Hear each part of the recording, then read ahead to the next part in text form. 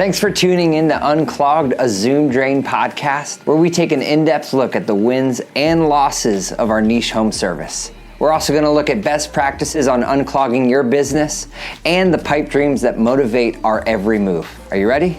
Let's run it.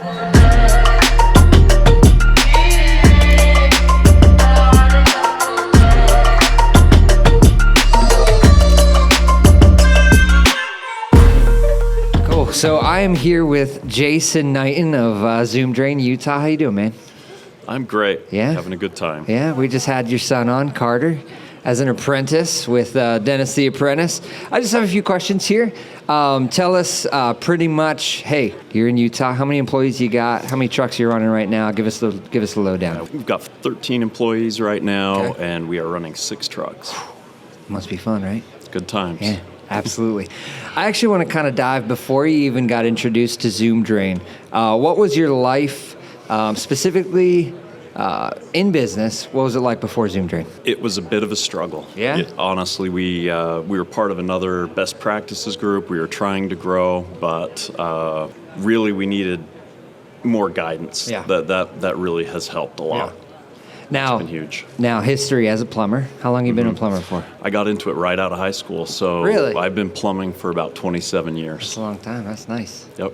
How'd you get into that specifically? Like right out of high school, you said, "Hey, I'm not going to college. I'm doing this." No, I did start to go to college. Okay. I felt like I was spinning my wheels. I wanted to get out and do something. Yeah. I knew I wanted to start a business. I wasn't sure what. So I started to just look at different things, Yeah. and I did have the foresight we were just starting to see computers replace people. Yeah. And so I looked at the trades because I knew there were certain things that could not be replaced by technology. Yeah. And I looked at electrical, I looked at HVAC, and I looked at plumbing and landed in plumbing. Yeah, that's awesome. Figured it was, had the most potential. Yeah. Probably the most problems because it's the most mechanical. So that's where I landed. Awesome. So then birthed Knighton Plumbing, right? Tell us a little bit how that started. Yeah, so I was an apprentice with another company. Okay. I was with them in Utah. It's a 4-year apprenticeship program to get a journeyman license, and then if you want to go into business, it's 2 more years for a master plumber license. So I went through that whole thing with the company that I started with, and right at about that point, so about 7 years in, I started the business. Okay, awesome. We started tiny. Yeah. I worked a second job while we got it out. My dad was in the restaurant business, so I worked for him at night, and I got the plumbing business off the ground during the day. You also got to empty all of his grease traps, right? We didn't have them, surprisingly enough. I love it. But at about 9 months in, I was able to quit the second job, hired my first employee, and we've just been rolling ever since. Awesome. So you talked about getting into home services right out of high school. All right. So you take a look at a few options. I'm sure there's other options as you grew Knighton and as you started to kind of look. I'm not sure if you did start to look for other opportunities or this Zoom Drain opportunity just kind of landed. Tell me a little bit about that. So on the plumbing side, when I got started, we did new construction. Yeah. When I started out in business for myself, we did new construction, we did remodeling, we did service. I did a lot of radiant heat. When 2008 hit, almost everything dried up besides service. Yeah. And so we learned right then and there, service is what kept us alive. Yeah. Service still slowed down because all the guys who did new construction tried to switch gears and come over into service, but we found that where we had a good clientele and service, that is what kept us alive through that recession. I think that's a great point. I mean, what similarities, I'm sorry to cut you off. No. I want to kind of dive in here. What similarities did you see now? You're all service, right? Correct, yeah. So 2020 comes along. Was there any different feeling from 2008 to 2020 now that you're actually grounded inside of some home service? No, things changed just a little bit. Yeah. But we have grown through 2020, 2021. Yeah. I think it was about 40% each year. Yeah. So it did number. not hurt us. It's a big number. We did see a difference in what time of day people would call. Naturally. But aside from that, we've grown. We've grown all the way through it. Cool. Cool. So Thanks good for place to be. thanks for answering that little sidebar. So this opportunity kind of landed here. We were just on that point, kind of landed in your lap a little bit. In a way. So we were at the WWETT show 3-4 years ago, and we were here to shop for sewer and drain equipment because we had been dipping our toe in it, for lack of a better way to put it, but we didn't have all the equipment we needed. Right. So there were times that we would get into a situation and then we couldn't solve it. Right. And we'd have to kick it over to another contractor who had different equipment than we did, and I hated that. Yeah. And so we decided if we were going to do drains, we needed to be all in. We needed to have all the equipment and go all out. So we were here to shop for equipment.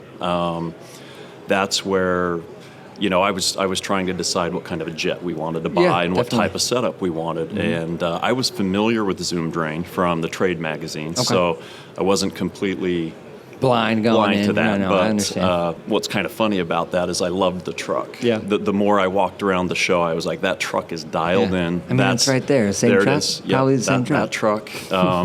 It's dialed in, and so I had seen it, and it was the last day of the show, just about to end, and I wanted to come back and spy on it just a little bit more. And my wife piqued your interest, right? That's right.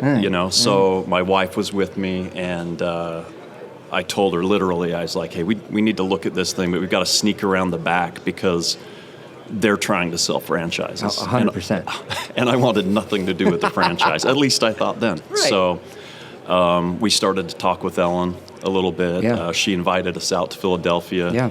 To the flagship store, and once I saw what they were doing, it was everything I was trying to do as part of that best practices group. Definitely. The difference there was that they had the help, but you still had to implement everything on your own. Yeah. Where with this, it was more fully baked. Yeah, and we didn't have to reinvent the wheel. Exactly. The manuals were written. I mean, we would have had help writing manuals and things like that from the other group, but this way it was done, and we just have to implement. Now, do you know how many years are put into that manual? I just learned this. I think it was around 7. Around 7? Am I wrong? So, accumulative years of experience equals about 100. Yeah, if you're going all the way back. If we're going all the way back, exactly. Equals about 100, yes. Yep. About 7 years in the making, right? Correct. But the accumulative experience, that's awesome. So I have another question about drains and sewers now that you're here, right? You got Zoom Drain operating about 3 years-ish? Yeah. 3 years? Okay. What about drains and sewers makes it such a good niche for starting a company? I mean, that's what everybody's here for, right? Right. Drains and sewers. It really limits your competition. Yeah. Not everybody is, most plumbing contractors aren't willing or able to do the work. Yeah. They think they don't want to. They see it as a bit dirty, but the fact is it's all about equipment. Mm-hmm. It's really no dirtier than anything I've ever done in the plumbing world. But most people won't invest in the equipment, and that's what sets you apart. That's awesome. If you can get the job done, that's what sets you apart. I love it. That's such a strong statement. I do really think everybody here agrees with that. How, based on kind of launching Zoom Drain, like I said, 3 years in, based on your journey inside of Zoom Drain, what has set Zoom Drain apart from some other people? Clearly, there's a lot more support. Yeah. I've talked to folks in other franchise groups, things like that, and I think the support sets it apart. Yeah. Also, I think just the amount of camaraderie that we have is huge. It really is. Yeah, we are tight. I mean, that sounds cliche, no, right? I think it sounds normal. But we're buddies. We really are. Yeah. We get to these events and everybody hangs out like friends and family. Yeah. This is true, and that's huge. So awesome. I had Ellen on a little earlier, and we talked about being better together. And this is my last question, so thank you again for hopping on this with us here. But you always hear us say hashtag better together. What does better together mean for you? And how have you seen that kind of grow with Zoom Drain? It means there's someone else who has a better a better grasp on something than you do, right? Yeah. I'm a very technical person. Yeah. I know the equipment. I know the infield part of things. Yeah. And when it comes to IT, HR, things like that, that is not in my wheelhouse. And so the fact that we have that help, we have someone to bounce it off of is huge. Yeah. Because we can't all be good at everything. We all have a different skill set, Yep. and that's what that means for me. And if we were all good at everything, we'd make $1 million every day. None of us would be necessary, Exactly. right? Exactly. So. Jason, it's a pleasure. Thank you so much. Thank you.